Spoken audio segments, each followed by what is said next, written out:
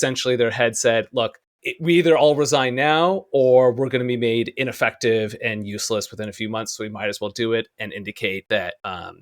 we are being sidelined and have no ability to make improvements anymore. And this is, I think, again, if you look back over previous sort of news roundups we've done, there is a real pattern here, which is you've got DOGE very rapidly restructuring government IT systems with a relatively small team of, frankly, not very experienced young people. At the same time, the sort of cybersecurity and IT expertise elsewhere in the government is really being kind of systematically hollowed out,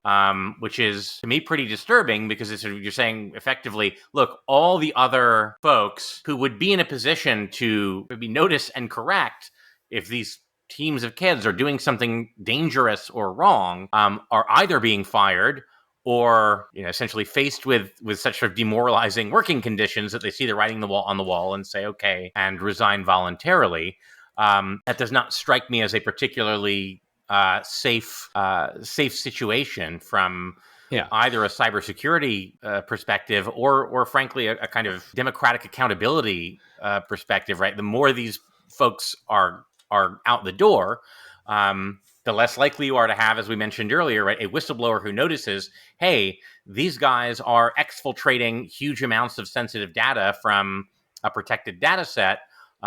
for God knows what reason and to who knows what destination, and kind of running roughshod over all the sort of normal best practices we use to protect this data in the process, right? You need technically competent people to notice when stuff like that is happening, and increasingly those people are out the door.